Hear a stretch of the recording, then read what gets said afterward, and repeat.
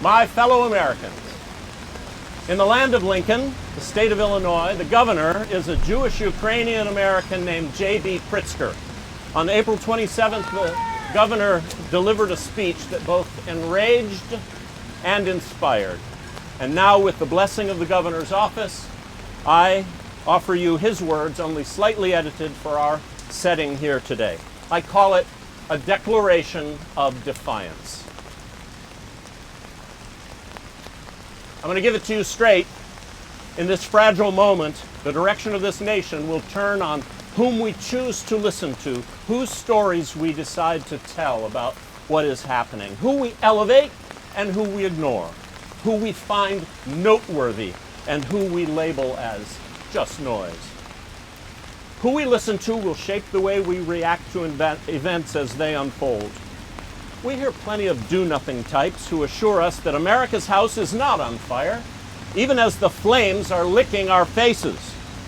The blaze is already reaching the rafters, but they tell us no need to reach for a hose. Meanwhile, if we took care to listen to the voices of real people, we would hear our neighbors and friends standing on the streets outside screaming for a response, one big enough for a 5-alarmer. Today, I want to talk to you about those people. I want their voices to be what we hear, their stories to be the ones we tell. Andy Smith. She lives in Edwardsville, a small city in southern Illinois. On February 4th, Andy took a homemade sign to a spot where she figured would get the most visibility, the intersections of Highway 157 and 143, and on her own, she lifted up her sign and started protesting the Trump administration. Later, she told the local paper that on that first day, she felt like a crazy person, standing out there all by herself. And then someone walking her dog saw her sign, stopped, and decided to join her. That helped, Andy said. The next day, February 5th, Andy showed up to protest again, and this time, 4 friends came to join her. 2 days later, on February 7th, a small but hearty band of Edwardsville protesters got their first counter-protester, one guy who yelled obscenities at them. But in true Midwestern fashion, that guy later returned to apologize. Andy Smith's protesters now meet every Friday at 1 p.m. Last week, there were 300. Yeah! Gavin Carpenter, he's a disabled military veteran and a maintenance mechanic at Yosemite National Park. Every February, Yosemite fills with people waiting to see an event that happens only once a year. The winter sun lights up a waterfall on the face of the park's most famous cliff, El Capitan. And this year on that day, Gavin climbed up to the top of the cliff and hung an American flag upside down, which is known as a signal of dire distress. And when asked why he did it, Gavin pointed to the cuts that Elon Musk and Doge were making to his beloved national parks. And he said, "We're bringing attention to what's happening to our parks, which are every American's properties." Lucy Welch. Lucy writes a daily snow report at the Sugarbush Resort in Vermont. Vice President J.D. Vance went on vacation at Sugarbush. So Lucy decided to write a very different kind of snow report. Instead of the usual details about powder conditions and weather, she wrote about what was happening to the diverse and wonderful community of veterans and people with disabilities and LGBTQ plus friends and immigrant workers and people of color. She wrote about all of these groups being targeted, undervalued, and disrespected by the current administration. She said, and I quote, "I'm using my relative platform as a snow reporter to be disruptive. I don't have a whole lot to lose. We're living in a really scary and really serious time. What we do and don't do matters." End quote. Andy, Gavin, Lucy, those are the names we should be paying attention to. Those are the stories that I want to share. No pontification, no punditry there, no tortured op-eds about messaging, no hand-wringing over which battles to pick. These 3 Americans acted on an instinct that we teach our children as one of their first lessons in life. When you see a danger, you yell for help at the top of your lungs. We shouldn't be comfortable ignoring those cries for help. The fact that so many are speaks to the real reason that progressives lost last November. What I find ironic about the current conversation in our country is that progressive politicians flocking to podcasts and cable news shows today to admonish fellow progressive politicians for not caring enough about the struggles of working families are the same ones who, when it comes to relief of the struggles of real people, have been timid, not bold. We didn't want to fight the health insurance companies and the drug manufacturers. They didn't want to demand an increase in the minimum wage or require paid family leave. They gave in to the powerful hedge fund managers and tech bros whose blind pursuit of profits is now destroying everything that matters to middle-class families, from home ownership to health care to veterans benefits. They told us to ignore the fact that most Americans can't afford a vacation while they're young or retirement once they're old. Here's the problem with the do-nothing crowd now telling us what to do. They spent their years watching Republicans illegitimately pack the Supreme Court, take away voting rights from people of color, systematically chip away at the constitutional order. And all the while they offered in response a simple defense of norms and decorum and a blind hope that one day soon Republicans would wake up to find their better angels. Well, that got us exactly where we are today. So folks, the reckoning is here.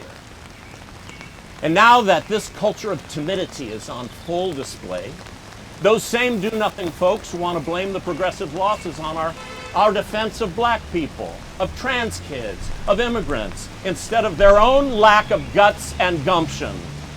Voters didn't turn out for progressives last November, not because they don't want us to fight for their values, but because they think we don't want to fight for our values. We need to knock the rust off of poll-tested language, decades of stale decorum. It has obscured our better instincts. We have to abandon the culture of incrementalism that has led us to swallow the cruelty and the callousness with barely a cowardly croak. It's time to fight everywhere and all at once. Now let's start with something that should well be easy. To say it's wrong to snatch a person off the street and ship them to a foreign gulag with no chance to defend themselves in a court of law. And I want to be clear, this is not an argument about immigration. This is an argument about the Constitution. Trump arrested and deported 3 children under 8 years old, all U.S. citizens, one of them a 4-year-old with stage 4 cancer. Let that sink in. This country was founded on the idea of habeas corpus. It's a fancy legal term that in plain words means no government has a right to arbitrarily take your freedom away from you. Preserving habeas corpus is not some fever dream of the left-wing echo chamber. It's a fundamental concept of justice that people have fought and died for, dating back to the Middle Ages. It's in the Magna Carta. It was considered by our nation's founders to be so vital to our liberty that they wrote it right into our Constitution. Thomas Jefferson called it the essential principle of government. Benjamin Franklin said those who would give up habeas corpus for temporary security deserved neither liberty nor security. Alexander Hamilton wrote that the practice of arbitrary imprisonments has been in all the ages the favorite and most formidable instrument of tyranny. Franklin, Jefferson, Hamilton, standing for the idea that the government doesn't have the right to kidnap you without due process is arguably the most effective campaign slogan in history. Today it's an immigrant with a tattoo. Tomorrow it's a citizen whose Facebook post annoys Donald Trump. There are plenty of people in this country who hold opinions that I find abhorrent, but my faith and our Constitution dictate that I fight for their freedoms as loudly as I defend my own. And as a Ukrainian-American Jew who helped build the Illinois Holocaust Museum, whose family immigrated here as refugees from the Russian pogroms, let me say this to Donald Trump. Stop tearing down the Constitution in the name of my ancestors. Do not claim that your authoritarian power grabs are about combating anti-Semitism. When you destroy social justice, you are disparaging the very foundation of Judaism. When the pendulum swings back, and it always does, you will have contributed to the climate of retribution that will inevitably follow. So, let's dispel another myth from the MAGA Republicans. We progressives believe that undocumented people who are convicted of violent crimes shouldn't be allowed to stay in this country. We want public safety just as much as Republicans do. And when we get back control of Congress, and we will, and when we get the White House back, and we will, we'll need to make it a priority to pass real immigration reform, sensible immigration reform. We need to secure our border. We also need to attract and keep hard-working, tax-paying, law-abiding people and give them a path to citizenship. Immigration, with all its struggles and its complexities, is part of the secret sauce that makes America great. Immigrants strengthen our communities, enrich our neighborhoods, renew our passion for America's greatness, enliven our music and our culture, enhance our understanding of the world. The success of our economy depends upon immigrants. In fact, 46% of Fortune 500 companies were founded by immigrants or the children of immigrants. The return on investment for America's 250-year commitment to immigration is incalculable. But because of Donald Trump's xenophobia, we've already seen foreign students choosing not to attend our universities and being told to leave. Businesses overseas are afraid to invest their money here and to bring their executives to our shores. Scientists are choosing to innovate in European laboratories instead of American ones. This was happening just in the first 100 days of the Trump regime. If the best and the brightest around the world will no longer flock to this shining city on a hill, then the U.S. economy is likely to fail. But failure, it's starting to look like that's the point of all this, isn't it? We have a Secretary of Education who hates teachers and schools. We have a Secretary of Transportation who hates public transit. We have an Attorney General who hates the Constitution. We have a Secretary of State, the son of naturalized citizens, a family of refugees, on a crusade to purge our country of both. We have a head of the so-called Department of Government Efficiency, an immigrant, granted the privilege of living and working here, a man who has made hundreds of billions of dollars after the government rescued his business for him, who is looking to destroy the American middle class to fund tax cuts for himself. And we have a president who claims to love America, but who hates our military so much that he calls them losers and suckers, and who can't be bothered to delay his golf game, greet the bodies of 4 fallen U.S. soldiers. And we have a grand old party, founded by one of our nation's bravest presidents, Abraham Lincoln, who would today be a Democrat, I might add. But today it's a GOP so afraid of the felon and the fraud that they put into the White House that they would sooner watch him destroy our country than lift a hand to save it. Yeah, we may need to fix our messaging and our strategy, but our values are exactly where they ought to be. And we will never join so many Republican politicians in that special place in hell reserved for collaborationists and cowards. It's time for us to be done with optimism about their motives or their objectives. Time to stop wondering if we can trust the nuclear codes to people who don't know how to organize a group chat. It's time to stop ignoring the hypocrisy of wearing a big gold cross while announcing the defunding of children's cancer research. It's time to stop thinking that we can reason or negotiate with a madman.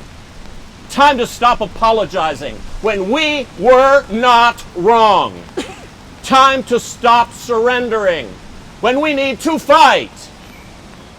Our small businesses don't deserve to be bankrupted by unsustainable tariffs. Our retirees don't deserve to be left destitute by a Social Security Administration decimated by Elon Musk. Our citizens don't deserve to lose health care coverage because Republicans want to hand a tax cut to billionaires. Our federal workers don't deserve to have a 19-year-old Doge bro called Big Balls destroy their careers. Autistic kids and adults who are loving contributors to our society don't deserve to be stigmatized by a weird Nepo baby who once stashed a dead bear in the back seat of his car.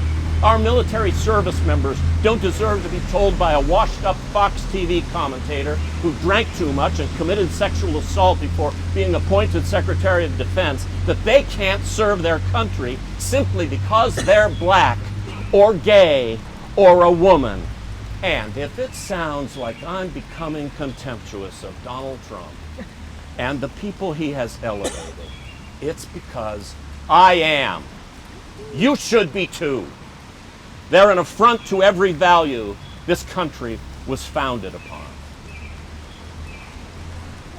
I understand the tendency to give in to despair right now, but despair is an indulgence that we cannot afford in the times upon which history turns. And there is a way out of this mess. Never before in my life have I called for mass protests, for mobilization, for disruption, but I am now. These Republicans must not know a moment of peace. They have to understand that we will fight their cruelty with every megaphone and microphone that we have. We must castigate them on the soapbox and then punish them at the ballot box. They must feel in their bones that when we survive this shameful episode of American history with our democracy intact, because we have no alternative but to do just that, that we will relegate their portraits to the museum halls reserved for tyrants and traitors. And when the courage of our civic leaders wavers, when they fail to stand up for our country in its moment of greatest need, then we should remind them that cowardice always comes at a cost.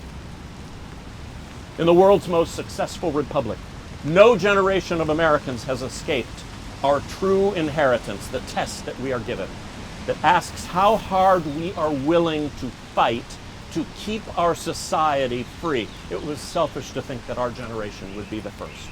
But the fact that we are still here debating this question tells me our predecessors never failed this test in the past, often in situations just as dire as the ones in front of us. Cowardice can be contagious, but so too can courage. And courage, born during times when complacency beckons like a siren call, is the most important kind of courage. Just as the hope that we hold on to in the darkness shines with its own special light, these days I cling to the courage and the hope demonstrated by Andy and Gavin and Lucy. Courage and hope that risks limbs and livelihoods to go to the most visible place possible to wave a sign or to post an upside down flag and remind everyone that what we do and what we don't do matters. So today I'm telling you what I'm willing to do, and that's fight for our democracy, for our liberty, for the opportunity for all of our people to live lives that are meaningful and free. I see around me people who are concerned. But are you ready for the fight? Yeah! Thank you. Thank you. That's the essence of Governor Pritzker's speech. They're his words, but I agree with most of them. And now, speaking just for myself, I confess that in the current crisis, I have hesitated. By nature, I'm an approval monger. I avoid controversy. I like to smooth over differences of opinion, finesse relationships. I was born to a Republican family. My parents, 93 and 92 years old, are lifelong Republicans. I love them. I don't want to hurt them. I remember watching the Republican National Convention on TV with them when I was 8 years old. We cheered for Barry Goldwater. I was a Republican most of my life. I voted for Reagan twice, for George Bush Sr. twice, George W. Bush twice. Some of my very best friends to this day are Republicans. I don't want to damage those relationships. You're not alone. Yes, it was Republicans who chose Donald Trump and then excused him and stuck with him and who continue to defend him whatever he does. But because of my natural inclination, which is to make friends and keep friends, I haven't wanted to publicly call out Republicans. So I've rationalized. I've told myself, this crisis will blow over. I'm being an alarmist. Who do I think I am believing that I could make any kind of a difference? I'll just keep my head down, stay out of it, let this work itself out. But when the Trump administration started abducting people and packing them off without due process to prisons overseas and claiming there was no way to get them back in defiance of court orders and then chortling online that they're not coming back. When Trump tells the president of El Salvador to build more prisons because he intends to seize and deliver more of us, and yes, I mean us, Trump said, and I quote, "Homegrowns are next." When even this week, the Washington Post reported that since the El Salvador imprisonment, Venezuela has accepted at least 2 deportation flights a week. It finally occurred to me that keeping your head down and staying out of it and letting this work itself out is how lots of people have responded down through history in other countries when other totalitarian regimes took power. Do I need to name the countries?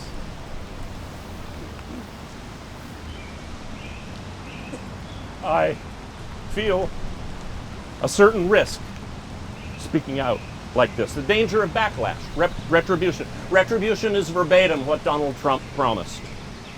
Will I lose friends?